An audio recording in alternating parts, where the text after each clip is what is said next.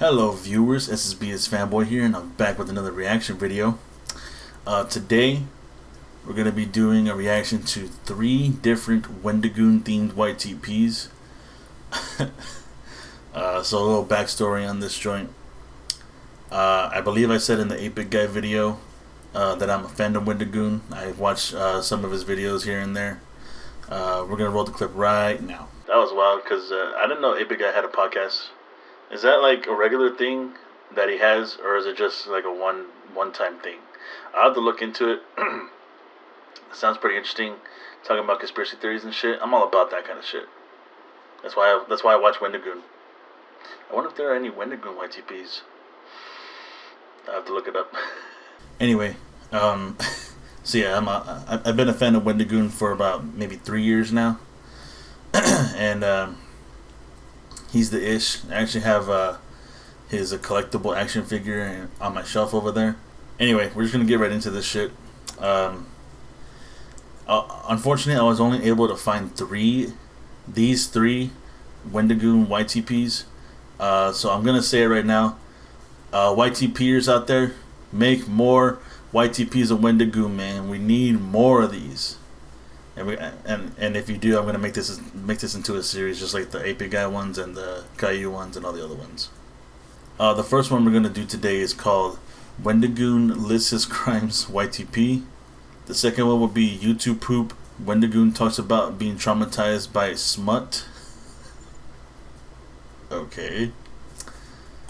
And the third one will be YTP Wendigoon explains the CIA's failed attempt at destroying communism using femboy vampires.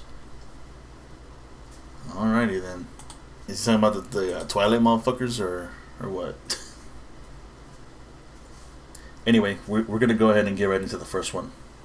Again, this one's called Wendigoon Lists His Crimes YTP. Okay. Alright, y'all, we're gonna be starting this joint in 3, 2, 1, go. Hello everybody, and I am a pathological liar. I display a lack of remorse or guilt. I have often tricked, conned, and or manipulated people.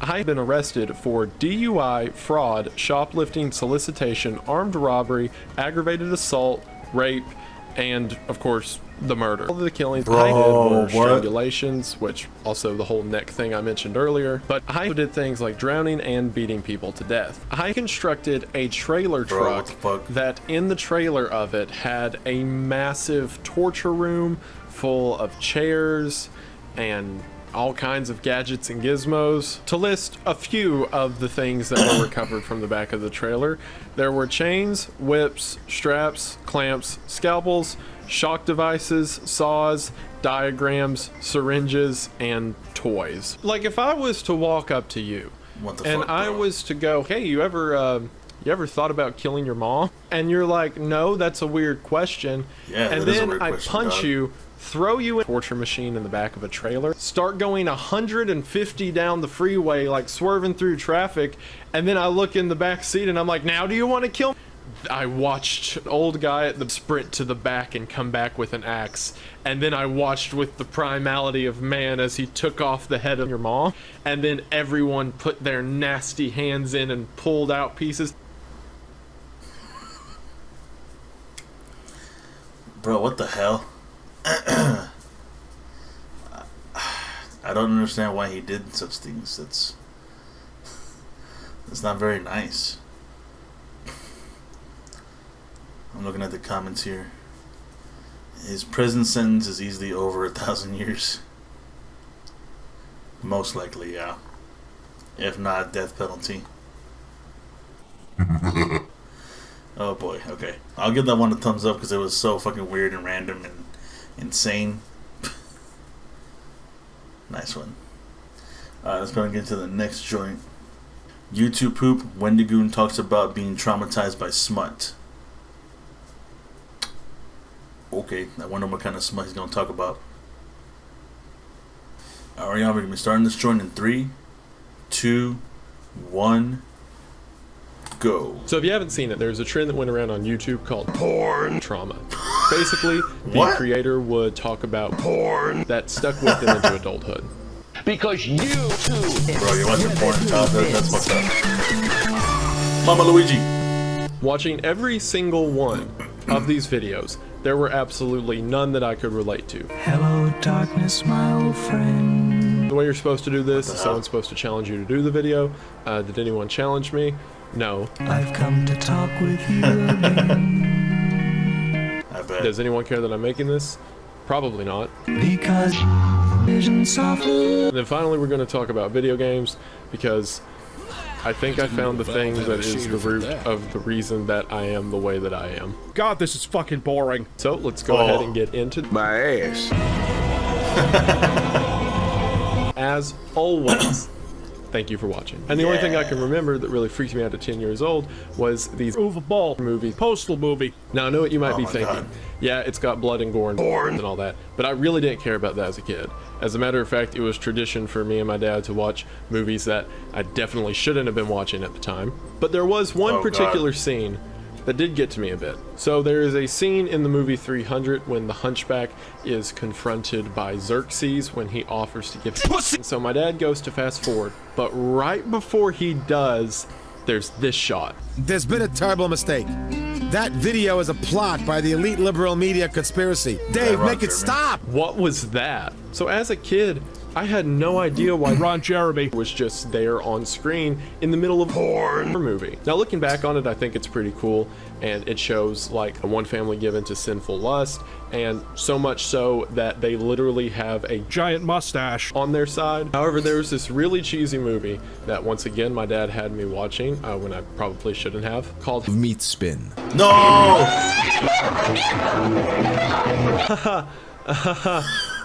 No! Why would you make him watch that? It's fucked up.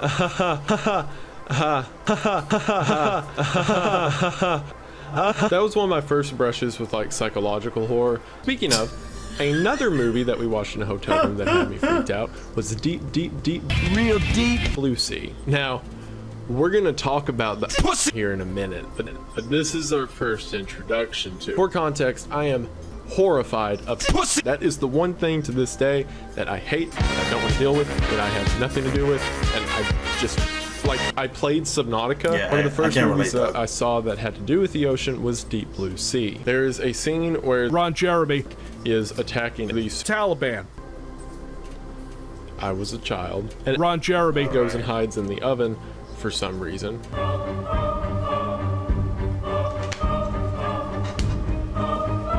Do it, do it, do it, do it, do it, do it, do it. Sacrifices I make for good taste. Now, I've got another really bad, or had a really bad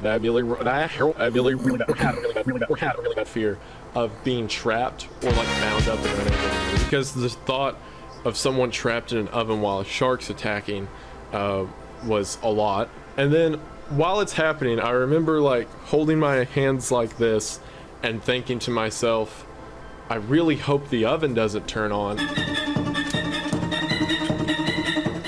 And about the same time, my dad screams in excitement, Ron Jeremy. "Turn the oven on!" So I sat there thinking about what it would be like to be boiled alive and drowning with Ron Jeremy. trying to get into an oven. All right, so now we're getting into the heavy stuff. Everything I mentioned before is like, oh, that was kind of creepy. This is the start of like things that kept me up at night, the real childhood trauma. And probably the one defining series that I can say was supposed to scare me and really did was Animal Planet's HIV infected cats. Lost Tapes. What the Analytics fuck? tapes. It was awesome. Are fakes, either trolling or seeking popularity from the throes of the original, and most importantly, no video of someone stomping a puppy to death anywhere. But essentially Oh, what it God. was, at like 1 and 2 in the morning at night on Animal Planet, they would air these found footage mockumentaries. Every episode was centered around a different cryptid that was hunting down. Pedophile hotspots, I remember as a kid, some of them were awesome. Like there was this Cartoon Incorporated, episode that I thought was really cool. The ones that come to mind off the top of my head, there was the one about the Kids Chat, that attacked a group of Kids, and I remember at the end, the Kids, dead, and we just see his body cam, and all we see is HIV infected cats. pecking at him. What I the didn't fuck? care for that at all. This satanic creature, these progressively get stupider. This has been What a story, quite Mark. therapeutic for me. Did you ever imagine that in your life you'd be looking back fondly on a Sarah Palin. and think, ah yes, better times? Thank you all for why watching. is Wendigoon- I hope you enjoyed. Wayne Postal here. 3 deserves nothing but absolute scorn. I don't understand why Wang was there. This is a Wendigoon YTP, bro. Get your own YTPs. I'm sure he has some other ones too. I'm sure he has some other YTPs. Ooh, I just saw another Wendigoon YTP. I add that to the queue for later. I guess it didn't look hard enough. We definitely need a lot more than just 4. And no, the out of context stuff, I do not count that as YTPs. Just saying. Alright, so that was YouTube Poop. Wendigoon talks about being traumatized by smut. I can see why he was traumatized by the smut. But if that's the case, why are you gonna watch that shit, bro? That's not cool. Anyway, I give that joint a thumbs up. So, yeah. Let's go ahead and move on to the next joint. YTP, Wendigoon explains the CIA's failed attempt at destroying communism using femboy vampires. Okay. Alright, y'all, we're going to be starting this joint in 3, 2, 1, go.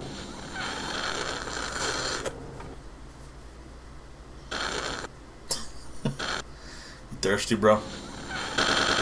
Today we're going to be talking about the CIA. I haven't given my crazy conspiracy rant on him yet. But this one has been documented by government accounts, several journalists, people who were there and affected by it, as well as the people who organized it themselves. So pretty straightforward. We are going to go ahead and get into it, but as always, thank you for watching. I have legitimately lost sleep over this research. Okay. What the hell? Is that like a fleshlight inside of a gun?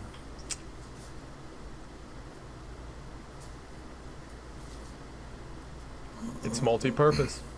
No. The Stop. working man's subgun. After World War II, the American government was concerned with communist influence in Southeast Asia. So, in 1950, government-sanctioned weaponized femboys was sent to the region in order to stop communism by any means necessary. And I ventured here far out into the wilderness to kill them. A couple things to note with this is, for one, whenever you read about the femboys in American or pretty much any official history text, they're kind of just called an offshoot of the CIA and a directly capitalist strong arm, because during that time of the Cold War, the concern was between American capitalism and Russian communism. Has it been past a minute? It's probably been past a minute. The CIA killed John F. Kennedy. Whoa, hold on. Whoa. It wasn't that serious. One debt to society later. I just noticed a bottle of water is $13. Oh my gosh, that is price gouging. He just started pulling handfuls of macaroni out of his pockets. So, just middle of a conversation, holding eye contact. The Pentagon sent one of their best men to Southeast Asia, Lieutenant Colonel Edward Lansdale. Now, if you're weird like I am and into crazy Cold War psyop stuff, Lansdale is a very familiar name. He wrote the book for what would become the majority of psyop tactics from Vietnam forward. He's also very instrumental in a lot of special forces training and tactics and adventures that they would go on later. And he was actually one of the founding members of the CIA. And LaVeyan Satanism, if it feels good, do it. What? Before World War II, when he would join the military, Lansdale was an advertising executive in San Francisco. From that job, he developed knowledge as to how people's minds work and how to convince them of what you want them to think. So whenever he joined the military during World War II, he was sent to the Operation of Strategic Services, or the OSS, which after the war, the members of it created the Central Intelligence Agency, or the CIA. However, this is where the problems begin. As an expert in psychological warfare, Lansdale said that the best way to convince a people of what you want them to think is by using their own truths and ideas against them. How can we get these kids into bombing the Philippines? And some dude in a suit's like, fuck? I got an idea. So after analyzing the situation and speaking with other leaders, Lansdale determined that the majority of people were very superstitious and had a lot of religious beliefs tied to local tradition. So he decided that a femboy vampire attack is how he's going to get them. Get wrecked. Click. This is my life now. And while we're talking about the spooky season, let's talk about the scariest thing of all: sabotage condoms. Whenever a father tells their son to not do something because it's stupid, it just makes the kid do it more. Come on, guys, Yeah. really? The first of these Oh, bro, what operations the were as hell? follows. On a cloudy day, he had someone fly a small airplane with a very large speaker attached to it. And from this large speaker flying through the clouds, played several curses in the locals' native language. These messages said, This is for educational purposes, and I do not condone or recommend any of the activities, including cannibalism. Abaka alignment is the term used to describe the arrangement of the Egyptian pyramids. There's a lot of belief within the ideas of sacred geometry, or the idea that shapes hold particular meaning, that they were arranged in such this way as a tribute to some sort of god, although it's never specifically said within their religion that we can find. What is interesting is during the initial overlooks of the moon, Russian spaceship Luna 9 and American spaceship Orbiter 2 caught interesting pictures of something on the dark side of the moon. After analyzing these images, they seem to be some of these shadow structures. I don't really get what's going on. Why is there a picture of supposedly his face artificial bodies on the moon, coming closer and they to me? were arranged in the I'm a perfect little- shape of the pyramids in I'm a little Egypt, concerned. I don't know what's going on. following the Abaka alignment. So did something from the moon come to Egypt and have them build the pyramids like their thing on the moon? Or did something from the moon see the pyramids and then build them to match? I personally like the second one because the ideas of aliens seeing our pyramids and structures we built and then trying to do them themselves is kind of cute. Grain situation is another. What was that about? That was so The idea random. being that across the world we've created all of these modified crops in order to feed people on a mass scale. I hate that I have to say that, but I also need money. And it seems that this worked, as in the following weeks, several groups of communists turned themselves into the authorities because they were starving. Essentially, a group of teenagers get lost while on a trip in the Philippines and are attacked by a murder family. Discretion advised when searching that. He's also very instrumental in a lot of state-sanctioned kith. Duh. For those that don't know, an aphrodisiac is something that gets you in the mood. Consult a religious, mystic, or sexual wellness counselor. The chances of romance are incredibly decreased whenever every time two people may be developing some form of a bond, there's a 50-year-old man at the back like...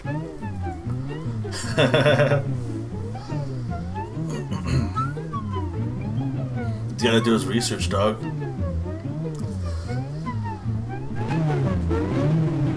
glasses, and the old man goes, Yes. Where'd you get them? And the old man goes, I don't know, I found him. and there had to be a moment of time where he decided between a sandwich and starting the largest war of humanity's history, and he chose violence. And he just killed what an asshole. himself. Lansdale had several men embedded into the local population in order to give him information as to where communists were or what they were doing. So using this information, Lansdale began to get data on which specific houses were aiding the communists. Then, under the cover of night, his agents would go out next to these houses and spray paint Ray J on the streets around these houses. So What? imagine that you are a local person who is invading a group of rebels. And while you're supportive to their cause, you also have yourself and your family to look out for. And then one day you go to bed, and when you wake up, there are Ray J's painted all around your house. Would probably make you think twice about helping communists. So because of this, collaborators became more few and far between, and the communists had to more so rely on their own resources. And while everyone likes to remember the flying plane threatening curses at people and the giant Ray J's and obviously the femboy vampire attack, there were a lot of other psychological operations that had the same if not greater effect. For example, Lansdale began a radio show that people in the mountains for the first time could hear directly from their leaders how they're trying to rebuild the country. After Lansdale's failure with this and things like the Bay of Pigs operation, he was officially fired from his position as head over CIA psychological warfare, by the Kennedy administration, more specifically McNamara. However, he still maintained several ties to the CIA after this, and according to many theorists, was a part of the Kennedy assassination. Or if he wasn't directly one of the collaborators, at least knew about it. He also played bongos. War is a horrible, brutal tragedy. So now that I said that, I can make fun of it. Oh, you won't shoot me. I certainly will. If you make me, we're going to kill you. And remember, kids, the next time that somebody tells you the government wouldn't do that.